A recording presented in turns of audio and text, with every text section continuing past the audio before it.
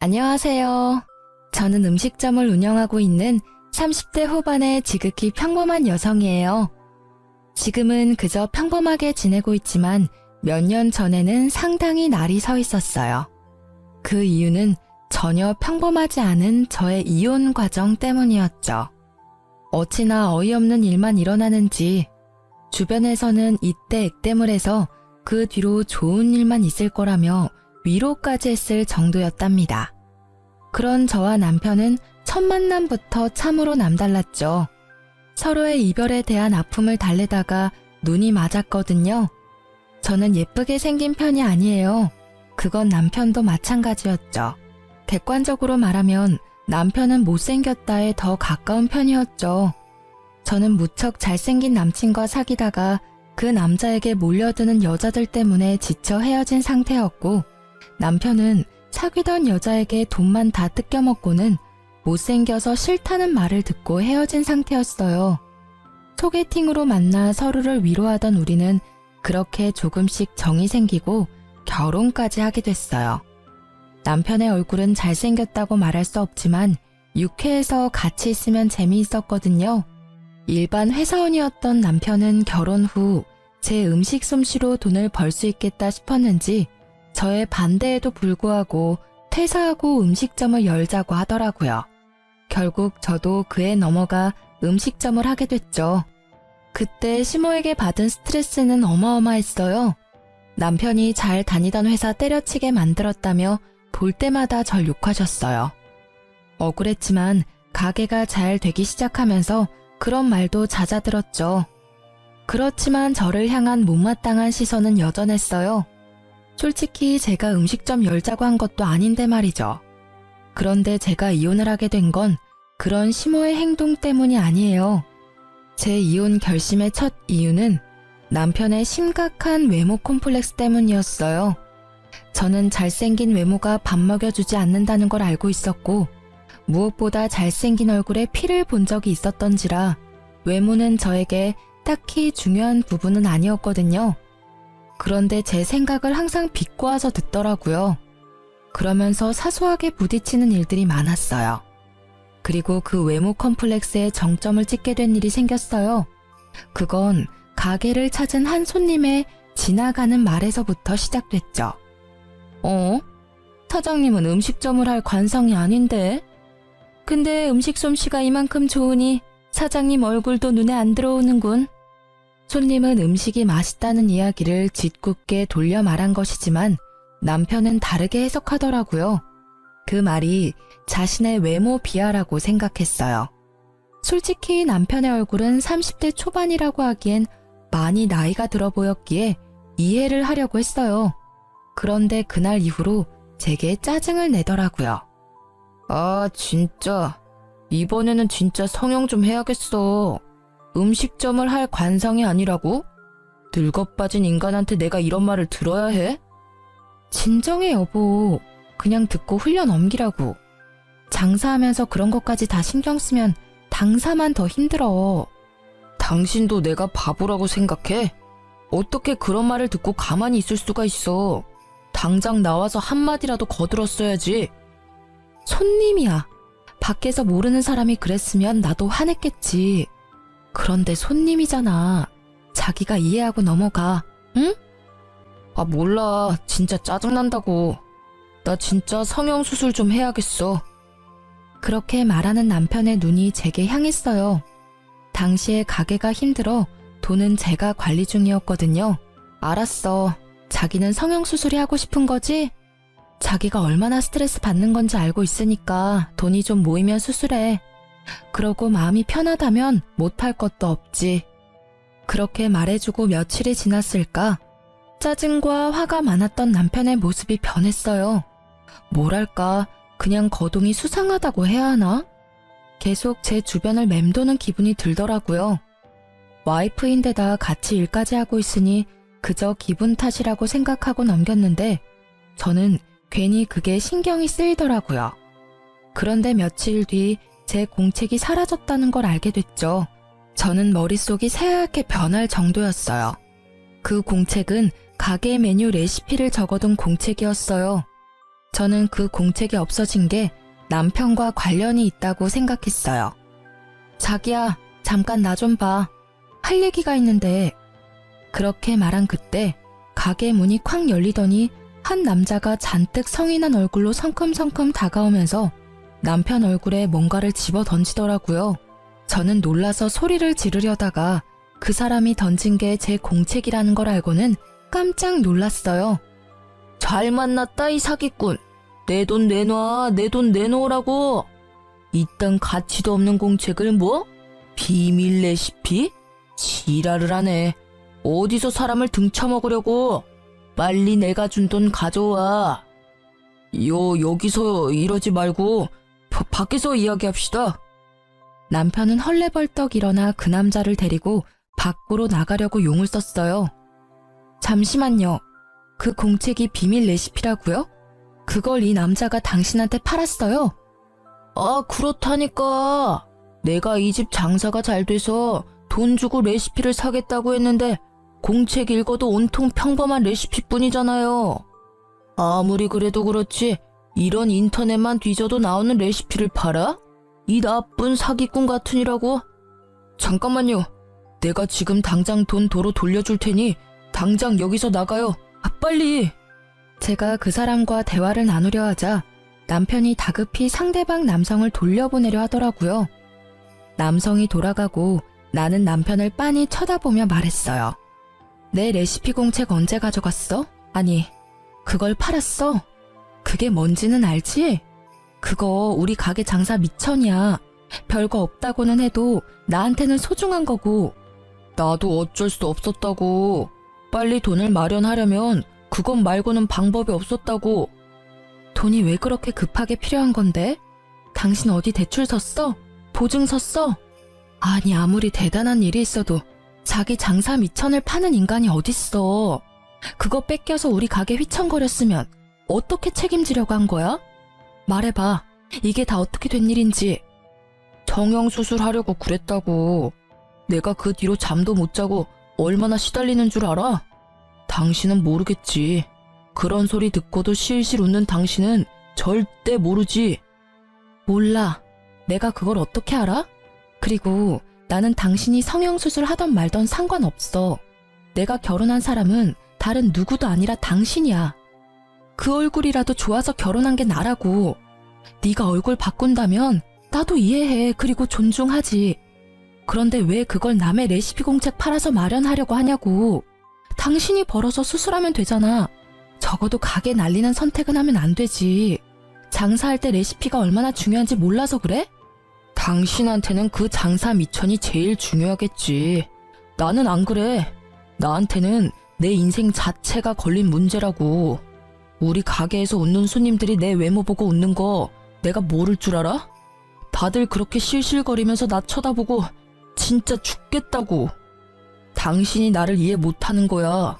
왜 매번 이런 식으로 나를 물먹이는데? 누가 물을 먹였다고 그래. 물 먹을 뻔한 건 나거든? 다 이해한다고. 당신 성형하고 싶으면 해. 내가 바짓가랑이라도 잡고 말렸어? 아님, 내가 제발 그러지 말라고 빌기라도 했어. 하라고, 네 돈으로. 남의 물건 팔아서 성형하면 기분 좋겠어? 제 말에 할 말이 있을 턱이 없었던 남편은 입을 꾹 다물고 폰을 만지작거리더라고요. 가만 보니 아까 돌아간 남자에게 받았던 돈을 돌려주려고 계좌이체를 하는 모양이었어요. 그리고 그 일이 있은 후부터 남편은 저를 냉혈한 사람으로 몰기 시작하더라고요. 나한테 중요한 일이면 당신한테도 중요한 일이라고 생각했어. 내가 잘못 생각한 거지. 다 자기 살고 싶은 대로 사는 거지. 나만 답답하지. 어휴, 당신은 나보다 그 레시피가 더 중요하지? 그럼 왜 나랑 결혼했어? 그냥 레시피랑 결혼하지. 그걸 말이라고 해? 그 공책에는 내 비법과 시행착오들이 고스란히 들어가 있거든? 제발 애 같은 짓 좀 그만해. 내가 너랑 결혼을 했는데 도대체 누구한테 잘 보이려고 성형을 하려는 거야? 나한테만 잘 보이면 되는 거 아니야? 사실 레시피에는 비법 같은 건 적혀 있지 않았어요. 제 비법은 저의 휴대폰 안에 저장되어 있었죠. 하지만 남편의 행동을 보고서는 그 사실을 절대 알려주지 않아야 되겠다고 생각했어요. 혹시라도 나중에는 제 폰을 갖다 팔아버릴지도 모르니까요. 어쨌든 제 말에 남편은 아무 말도 못했어요. 입이 10개라도 할 말이 없는 게 정상이죠. 그 모습이 마음에 걸려서 저는 한마디 해줬어요. 가게 잘 돼서 돈이 좀 모이면 수술비 지원해 줄게. 그때까지만 참아. 알겠지? 결국 이 말을 듣고서야 남편의 얼굴이 좀 펴지더라고요. 제가 말은 그렇게 했지만 참 어이가 없었어요. 지금 우리 처지에 장사가 잘 되는 것보다 더 중요한 게 어디 있나요? 입에 풀칠이라도 해먹고 살아야 외모 치장도 하는 법인데 그저 자기 외모에만 신경 쓰는 남편에 대한 신뢰가 완벽하게 사라지게 된 사건이었죠. 그렇게 한바탕 사건이 지나가고 남편은 무척 열심히 일했어요. 가게가 점점 잘 되기 시작하니 자리를 잡기 시작했죠. 단골들도 생기고 무엇보다 남편은 성형을 위한 자금을 차곡차곡 모아가고 있었죠. 그런데 언제부터인가 친구와의 약속을 이유로 늦게 들어오는 일이 생기게 됐어요. 요리를 직접 하는 사람은 저였으니 남편이 없을 때는 알바생이 일을 많이 도와줬어요. 그 사람 하나 없다고 가게가 안 되는 건 아니지만 그게 여러 번 쌓이는 걸 보니 뭔가 있나 싶기는 했어요. 이때는 솔직한 말로 남편에게 여자가 생길 거라는 생각을 단 한 번도 해본 적이 없었던지라 별 생각 없었어요. 남편이 못생겨서 그런 생각을 한 것은 아니에요. 다만 그 사람은 예전에 외모를 이유로 차인 이후로 여자에게 먼저 다가가는 것을 그리 좋아하지 않거든요. 그래서 별 신경 쓰지 않았죠. 그보다 더 신경 쓰이는 일이 매장에 생겼거든요. 어떤 한 여자가 거의 매일같이 가게를 찾는 거예요. 그것도 딱 남편이 없을 때만 골라서요. 저는 이상한 기분이 들었어요. 그 이유는 그 여자의 행동 때문이었어요. 사람 기분 나쁘도록 저를 쳐다보는 일이 많았고 이상하게 우리 가게에 관심이 많은 듯 여기저기 조심성 없이 훑고 다니더라고요. 저는 혹시 남편이 가게를 팔려고 내놨나 싶은 생각까지 했죠. 그 당시에 남편의 신뢰는 거의 바닥이었거든요. 레시피를 팔려고 한 적이 있는데 가게인들 못 팔겠어요? 그래서 그걸 의심했는데 그건 아닌 것 같더라고요. 그리고 일주일쯤 가게를 둘러보던 여자가 제게 말을 걸더라고요. 저기요, 아줌마. 잠시 할 이야기가 있는데요. 이때쯤엔 아줌마 소리에도 익숙해진 터라 별 생각 없이 네 손님 하고는 그 앞에 앉았죠. 점심시간도 훌쩍 지났고 저녁 시간으로는 아직 이른 시간이라 손님이 없었기에 이야기를 들어주기로 했어요. 딱 보니 저와는 정반대의 삶을 사는 사람 같더라고요. 화려하게 풀어헤친 샛노란 머리카락에 손가락, 발가락에 칠해진 매니큐어와 페디큐어는 짙고 선명한 색상에 뾰족하고 길었죠. 게다가 코가 아릴 만큼 강한 향수 냄새까지. 행색을 보면 절대로 음식점에서 일할 사람은 아니었어요. 이런 곳에서 할 말은 아니지만 아줌마 남편 있죠? 제가 아줌마 남편 여자친구예요. 네? 제가 그 사람 와이프인데요. 알아요, 저도. 근데 당신이 그 남자 만나기 전에 제가 먼저 그 남자랑 사귀었거든요. 뭐, 얜 여자였죠. 지금은 아직 현재 진행 중이지만. 그러니까 당신이 상간녀라는 이야기인가요? 그런 단어 말고 좀 더 다르게 표현해 줄래요? 이래서 배운 거 없는 사람은. 배운 게 왜 없어요? 아니, 그쪽이야말로 배운 게 없잖아요. 어딜 바람 피운 여자가 여기까지 와서 본처한테 사귀니 많이 배웠니 못 배웠니 하는 거야? 그래서 지금 우리 남편이랑 사귀는 거 자랑하러 여기 왔어? 맞아요. 자랑하러 온 거. 그리고 기니 할 말도 있고요. 그 사람이랑 저 오래 사귀었어요. 그리고 헤어질 생각도 없고요. 그러니까 아줌마가 그 남자한테 이혼 이야기 꺼내줘요. 내가 왜 그래야 되는데요? 헤어지고 싶으면 지가 직접 이야기해야지. 그리고 헤어질 때 남편한테 못생겨서 헤어진다고 했다던데 이제 와서 찾는 이유가 뭐예요? 지금도 못생긴 건 마찬가지인데.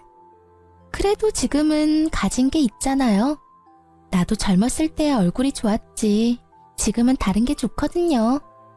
그녀가 말하는 다른 것이 돈이라는 데는 제 전 재산을 걸 수 있을 만큼 의도가 확실해 보였어요. 설마 돈 때문에 지금 유부남 꼬신 거예요? 돈 많으신가 봐요?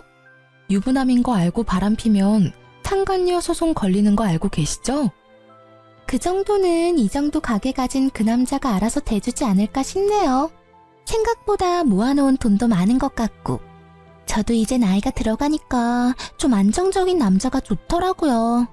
위자료는 줄 테니까 소송하려면 하세요. 어차피 내 돈 나가는 것도 아닌데 뭐. 상간녀의 낭창한 그 말투가 저를 열받게 하더라고요. 저는 남편이 바람을 핀 건 확실하지만 이혼 이야기는 남편이 아닌 이 상간녀 입에서 나온 거라고 추측했어요. 그래서 그날 저녁 집에서 쉬고 있는 남편을 깨워 따졌죠. 당신 상간녀가 오늘 우리 가게 왔었어. 그 여자 하는 말들이 사실이야? 당신이 나랑 헤어지고 싶다는데 당신도 거기 동의한 거 맞아? 그래. 그 여자 말이 다 맞아. 내가 이야기하려고 했는데 계속 망설이다가 결국 이야기하도록 시켜버렸네. 나 그 여자 사랑해. 그때도 사랑했지만 지금도 여전히 사랑한다고. 이야기 다 했다니 나도 편하게 말할게. 제발 나랑 이혼해줘. 그 여자랑 같이 살 거야. 지금 그렇게 덤덤하게 할 말이야? 당신이 지금 어떤 상황에 처한지 모르나 본데 이거 진짜 큰일이라고. 그 여자는 당신을 좋아하는 게 아니라 당신이 이뤄놓은 걸 좋아하는 거야. 당신 돈 보고 좋아하는 거라고. 그 여자가 뭘 했는지 알아? 옛날에는 잘생긴 남자가 좋았는데 지금은 다른 게 좋대. 그게 뭐겠어? 돈이지. 내 여자 모욕하지 마. 그런 소리 했을 리도 없고 그랬다 하더라도 당신이 신경 쓸 바 아니잖아. 그냥 이혼 좀 해줘. 내가 돈을 뜯기든 가죽을 뜯기든 알아서 한다고. 당신 진짜 미쳤어? 그 여자 당신 못생겼다고 찬 여자라고. 그런 여자가 이제 와서 당신한테 사랑을 느꼈다고? 아무리 봐도 말도 안 되는 이야기잖아. 그런 일은 일어날 리가 없다고. 분명히 다른 목적으로. 그래, 그럴 일 없겠지. 그치만 나도 나이가 들면서 중후한 멋이 생겼다잖아.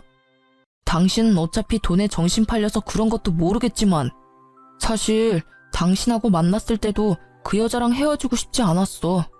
결국 어쩔 수 없이 헤어지는 바람에 내가 당신같이 못생긴 여자를 만나서 살고 있는 거잖아. 게다가 당신 나 좋아하는 것도 아니잖아. 그냥 가게 유지할 사람 필요한 거면 헤어져줘도 되는 거 아니야? 내가 왜 이렇게 사는데? 다 당신이랑 나랑 잘 먹고 잘 살자고 이렇게 사는 거라고. 돈을 벌어야 펑펑 쓸 수 있으니까. 돈 없으면 뭘 할 수 있는데? 그리고 잘 다니던 직장 그만두게 하고 가게에서 일하게 만든 건 당신이잖아. 요리하는 사람이 나 하나인데 어떻게 하나부터 열까지 다 꾸미고 다녀? 날 이렇게 만든 게 당신이라는 생각 단 한 번도 해본 적 없지? 날 이렇게 만들어 놓고 당신은 밖에서 여자나 만들어서 돈 쓰면서 놀았어? 되지도 않는 말로 당신 꼬신 그 여자한테? 말 조심해. 그 여자 때문이 아니라고 말했잖아. 내가 좋아하는 거라고. 그리고 내가 가게 하자고 했을 때 당신이 강하게 말렸으면 나도 안 했을 거라고.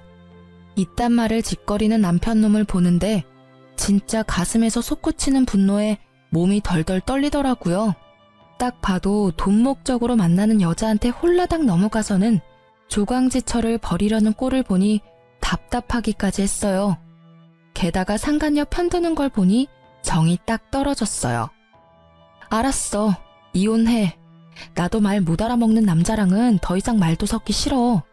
합의 이혼하려면 위자료만큼 돈 나한테 줘야 하고 그거 싫으면 소송해. 어차피 나는 소송이 더 좋거든? 당신 바람피는 바람에 유책 배우자 돼서 나한테 위자료 줘야 해. 나도 내 몫을 챙겨야 하지 않겠어? 새로운 시작을 하려면 돈은 많을수록 좋으니까. 새로운 시작? 다 늙어 빠져서 주름밖에 안 남은 당신이 무슨 새로운 시작을 해. 예쁘기를 해, 돈이 있기를 해. 그렇다고 능력이 있어? 당신 아무것도 없어. 나랑 이혼하고 나가면 바로 거지꼴 된다고. 내 가게는 벌써 프랜차이즈 계약하려는 사람들이 생겼거든? 그러니까 이제 당신 같은 여자 필요 없어. 저는 남편의 모습에 학을 뗐어요. 자기가 곧 성공할 것 같으니 저를 버리겠다는 그 생각 자체가 더럽기 짝이 없는 생각인 거죠. 저는 꼴도 보기 싫어 그 집을 나왔어요. 남편은 이혼 정리를 빠르게 하더라고요. 저는 초고속으로 위자료를 받게 되었죠. 남편은 프랜차이즈 이야기만 잘 성공하면 이 정도 위자료는 바로 해결하고도 남을 거라고 생각했나 봐요. 그래서 빨리 돈을 주고 저를 떨궈내려 한 거겠죠. 그리고 상간녀 소송 비용까지 후다닥 주고는 제 자리를 지워가기 시작했어요. 남편은 제가 집을 나가자마자 상간녀를 가게로 들였더라고요. 처음에는 그 이야기를 듣고 엄청 열받고 자존심 상하더라고요. 그렇지만 그 상황이 오래가지는 않을 거라고 예상하고 있었어요. 이혼이 마무리된 날 저는 아는 동생을 전남편 가게에 보냈어요. 밥 한번 먹고 오라고요. 언니, 걱정 안 해도 되겠어요. 그 집 곧 망하겠더라고. 사람도 예전에 반도 안 되고 일단 맛이 없어요. 근데 가게 메뉴나 밑반찬이 예전이랑 똑같은 모양으로 나오는데도 맛이 없던데? 이상하죠? 들어가는 재료는 거의 똑같고 완성된 모양도 똑같던데 왜 그렇지? 그랬어? 그럴 줄 알았어. 두 사람은 어땠어? 가게 삐걱거리면 당연히 두 사람도 삐걱거렸을 텐데. 상간녀 혼자 가게 지키고 있는데 나 술집인 줄 알았잖아요. 무슨 화장에 옷차림이. 거기다가 인간적으로 음식 나오는 가게에서 향수는 좀 아니지 않아요? 향수 냄새에 음식 냄새가 섞여서 더 역하더라고요. 찡그리며 말하는 동생 이야기에 저는 코웃음을 쳤어요. 걱정 안 해도 잘 망해가고 있네. 나도 이제 슬슬 새 직장 찾아봐야겠어. 받은 건 많지만 일을 안 할 순 없으니까. 그렇게 이야기하고 며칠이 지났을까요? 집에 있는데 누가 벨을 누르더라고요. 전 남편과 상간녀가 있더라고요. 표정이 참 험악해서 저는 그들을 데리고 근처 카페로 갔죠. 당신 진짜 레시피 어쨌어? 왜 남의 레시피를 자기 것처럼 찾아? 어이가 없네? 나한테 맡겨놓은 거라도 있어? 아니, 우리 음식점 레시피를 왜 당신이 갖고 있냔 말이지. 맛이 다르다고 손님들이 화를 내잖아. 가게에 무슨 짓을 한 건데? 아, 웃겨. 손맛이 다른 거겠지. 그걸 왜 나한테 와서 따져? 레시피 다 알고 있었던 거 아니야? 저번에 레시피 팔려고 했을 때 다 봤을 거 아니야. 제 말에 남편이 무언가를 테이블 위에 던지듯 보여주더라고요. 딱 보니 제 레시피 복사본이더라고요. 역시 제 레시피를 빼돌린 거였죠. 그대로 만들었는데 맛이 없으니까 하는 말이지. 너 나 속였지? 진짜 레시피는 어쨌어? 너 때문에 우리 가게 망하게 생겼거든? 당연히 맛이 없었겠죠. 그 레시피는 반쪽짜리고 제 비법 소스 내용은 제 폰 안에 고이 저장되어 있으니까요. 비법 소스가 없으면 인터넷에 자주 올라오는 레시피일 뿐이거든요. 그러니 점점 손님이 줄어들고 인기가 줄어가는 거예요. 그러니까 그걸 왜 나한테 따지냐고. 레시피도 잘 도둑질 해갔으면서 나한테 와서 왜 음식 맛이 다르냐고 묻냐고. 네 가게잖아. 네가 그 이유를 알지 내가 어떻게 하냐고. 전 남편은 제 말에 답을 못 하더라고요. 자기들끼리 가게를 하기로 했으면 지들끼리 알아서 해야지. 왜 이혼한 전처한테 찾아와서 이 난리냐고요.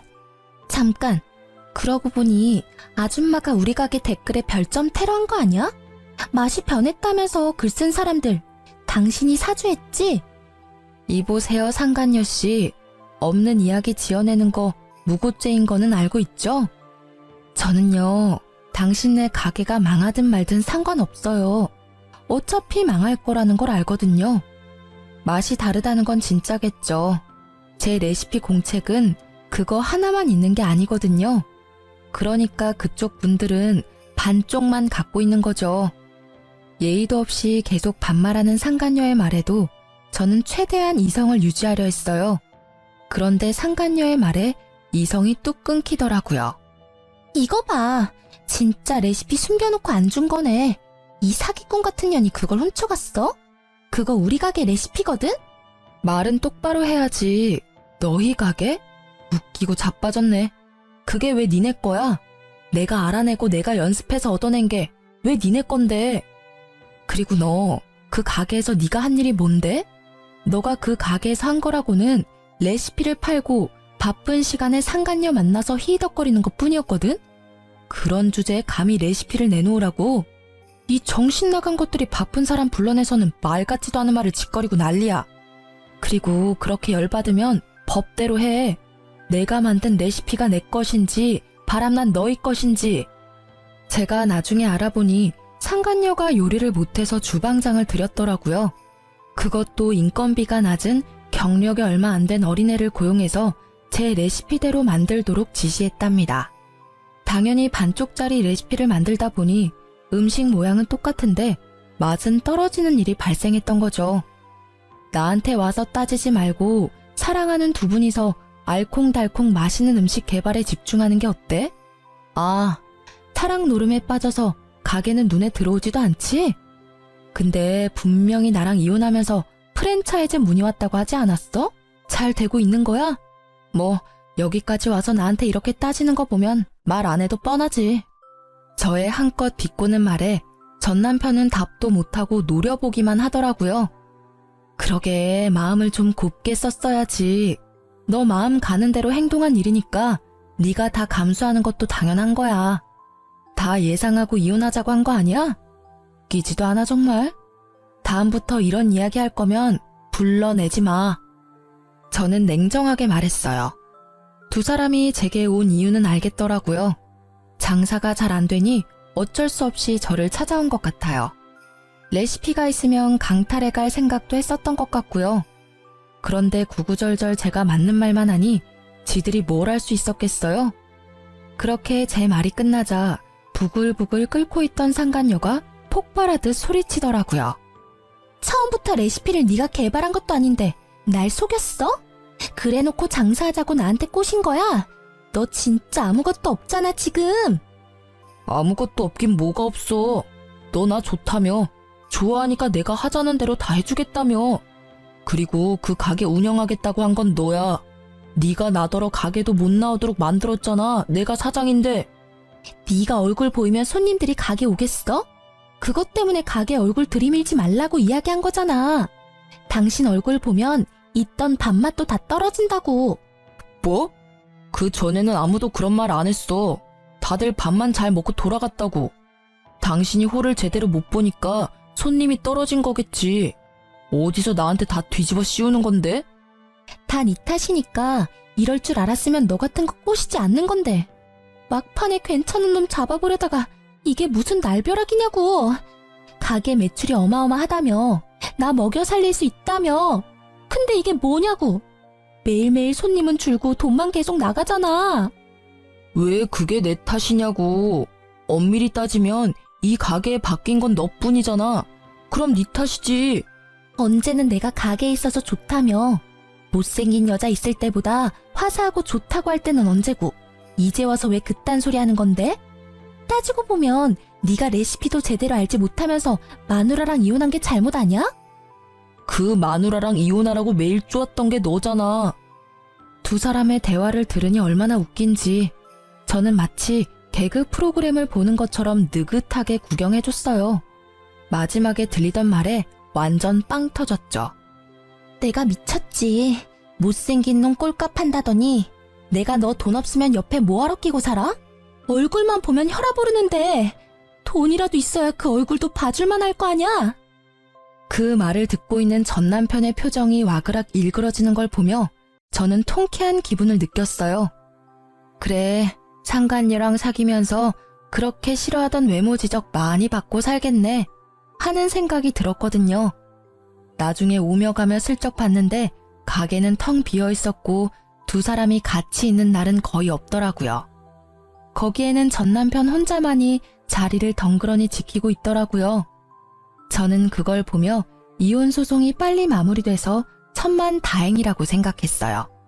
가게가 저런 꼴이었으면 돈도 안 줬을 테죠. 그나마 가게가 잘 될 거라고 예상하고 그 이득을 나누지 않으려고 빨리 위자료 준 게 저에게는 도리어 이득이었죠. 저는 이제 새 삶을 찾아야 했어요.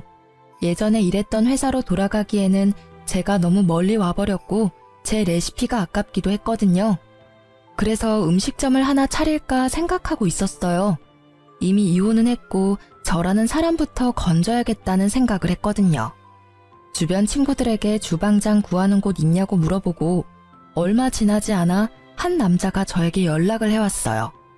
여기서 좀 떨어진 곳에 있는 가게인데 주방장으로 일해볼 생각 없냐고 말이죠.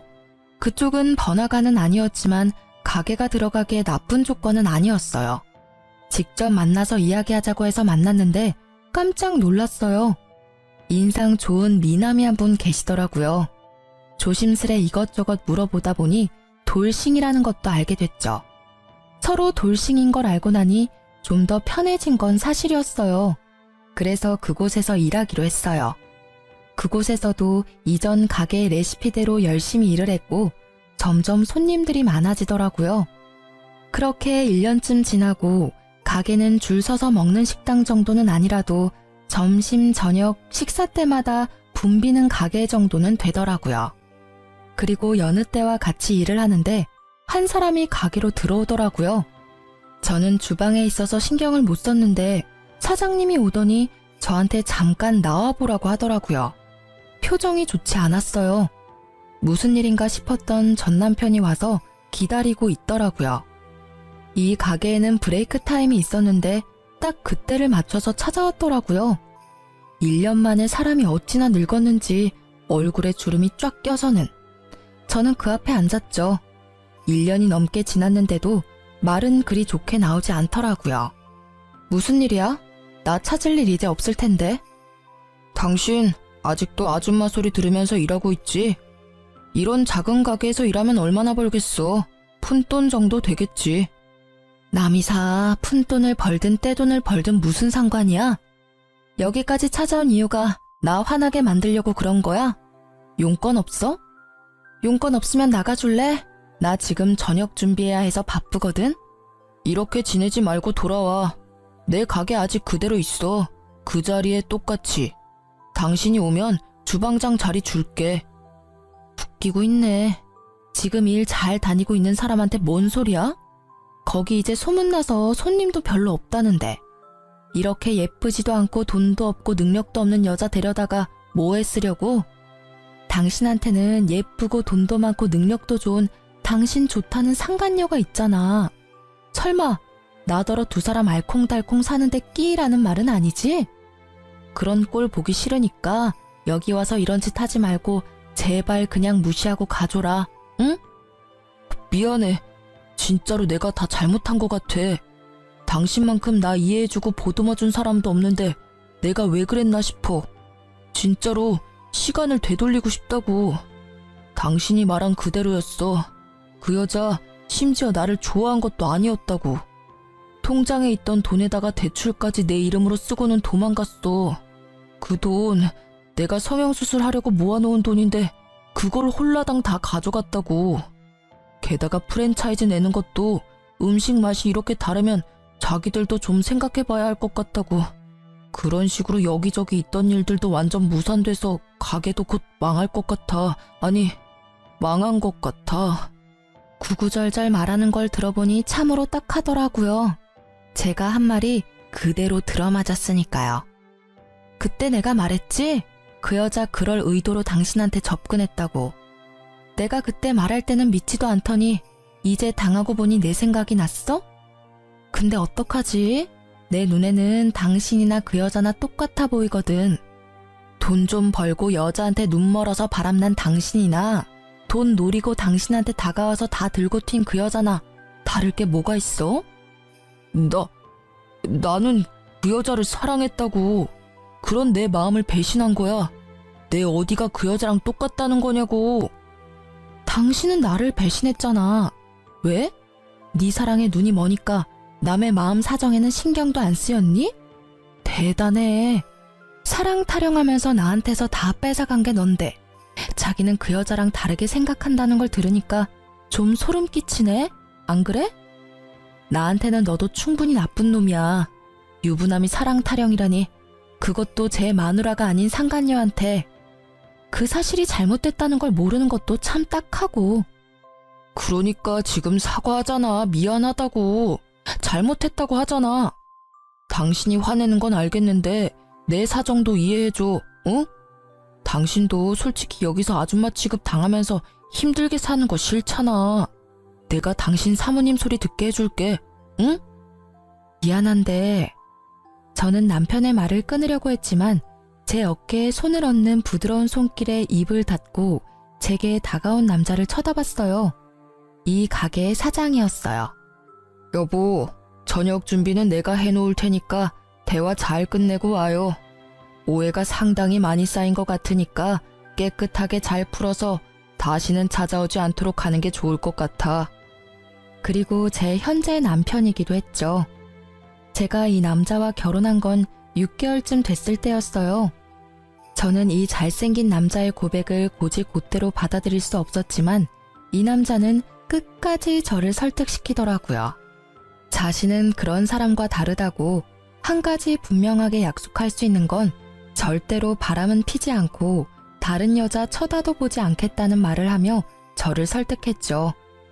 저는 한결같은 마음에 반해 사귀기로 했고 함께하는 시간이 많아질수록 서로에 대한 이해가 깊어지며 좋은 사이로 발전하게 됐죠. 누가 봐도 잘생기고 환칠한 남자가 제게 여보라고 부르니 전 남편의 얼굴이 엄청나게 놀라는 걸 확인할 수 있었어요.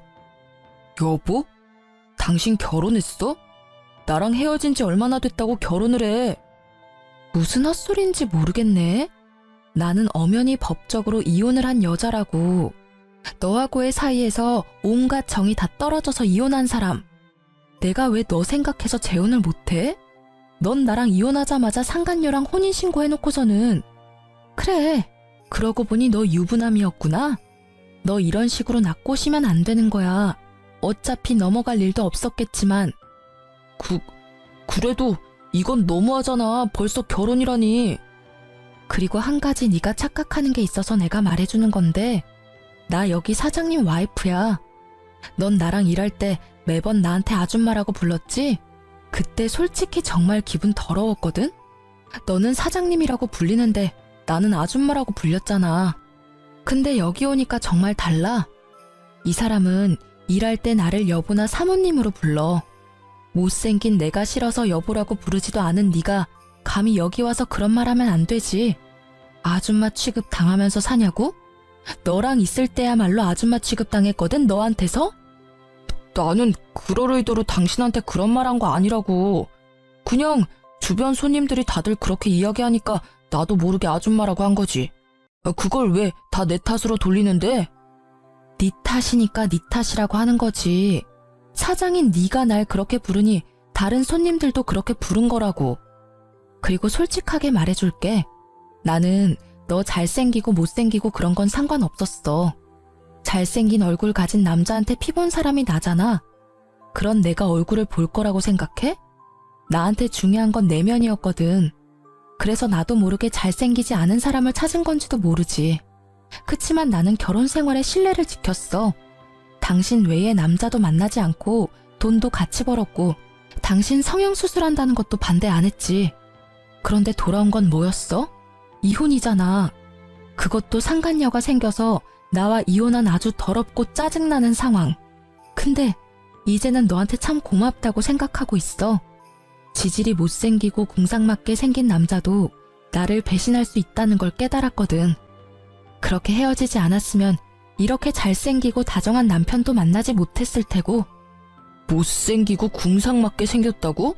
너 지금 말 다 했냐? 내가 외모 지적하는 거 싫어하는 거 알면서 그런 식으로 나한테 비꼬는 거야? 응, 비꼬는 거야. 너야말로 외모 지적 나한테 하지 않았어? 네가 할 때는 너도 당할 수 있다는 생각은 했어야지. 이제 더 이상 할 말은 없지? 나 너희 가게 갈 일 없고 너도 나한테 이제 관심 가지면 안 되고. 나 유부녀니까. 그럼 잘 가. 앞으로 2번 다시 만나지 않길 바랄게. 사랑 찾아갔으면 사랑으로 먹고 살아. 돈 벌려고 나 찾아오지 말고. 저는 냉정하게 말하고 전 남편에게 축객령을 내렸어요. 나가라고 둘러 말했는데도 전 남편은 나가지 않고 횡설수설하며 제게 말을 걸어오더라고요. 그때 재혼한 제 남편이 나타나 전 남편의 어깨를 잡고 밖으로 밀어냈어요. 손님, 이야기가 다 끝난 것 같으니까 돌아가 주세요. 그리고 이렇게 귀한 여자랑 헤어져줘서 고마워요. 저한테도 기회가 생겨서 이렇게 알콩달콩 잘 살고 있으니까요. 혹시라도 우리 와이프한테 또 연락하면 저도 지금처럼 조용히 있지는 않을 테니까 부디 다시는 찾아오지 마세요. 그럼 잘 가세요. 결국 전 남편은 그 말에 얼굴이 일그러진 채로 욕을 하며 밖으로 나가더라고요. 저는 그 모습을 보며 콧방귀를 꼈어요. 자기가 급하니까 안면몰수하고 다시 찾아오는 꼴이 참으로 열받았거든요. 아마 제가 현재 남편과 결혼하지 않았더라도 절대 넘어가지 않았을 건데 그걸 모르는 저놈의 얼굴을 보니 참 딱하고 답답하더라고요. 그렇게 전 남편이 들렀다 가고 얼마 안 돼서 전 남편 가게가 폐업했다는 이야기가 들리더라고요. 게다가 본인은 파산 신고를 하고 여기저기 알바 찾으러 돌아다닌다고 하더라고요. 이제 두 번 다시 만날 일 없다고 생각하니 마음이 후련해지더라고요. 그 이후로는 전 남편을 만난 적이 없어요. 어딘가에서 잘 살고 있겠죠 뭐. 솔직히 이혼을 경험하면서 정말 기분이 더러웠어요. 남편의 외도가 원인이라는 건 정말 저에게는 자존심에 상처를 입히는 일이었거든요. 이 이혼으로 한 가지 깨달은 것이 있어요. 잘생긴 사람은 얼굴값하고 못생긴 사람은 꼴값한다는 말, 틀린 게 하나도 없더라고요. 예전에 누가 말해줬어요. 그때는 잘생긴 남자 때문에 힘들었다면 이 이혼은 못생긴 남자 때문에 힘들었던 거니까요. 제가 당해보니 세상에 믿을 사람 하나 없고 외모의 미추보다 중요한 게 콤플렉스 없는 건강한 마음이라는 걸 깨닫게 됐죠. 지금 결혼한 남편은 얼굴도 잘생긴 편에 속하고 마음씨도 다정하고 사람이 참 건강해요. 그 덕분에 저도 마음의 상처를 치유할 수 있었던 것 같아요. 이 글을 읽으시는 분들 중에 저처럼 어느 하나에 꽂혀서 잘못된 선택을 하는 사람들이 있을지도 몰라요. 그런 분들께 꼭 말씀드리고 싶네요. 너무 거기에 휘둘려서 선택의 폭을 좁히면 저처럼 된통 당할 일도 생기게 되니 나쁜 일을 당하더라도 그걸 기준점으로는 삼지 마세요. 모든 마음을 열어두고 봐야 정말로 좋은 선택을 할 수 있게 되는 것 같아요. 긴 글 읽어주셔서 무척 감사합니다. 저는 잘 살고 있으니 이 글 읽으시는 분들도 행복하고 즐거운 하루하루 보내세요.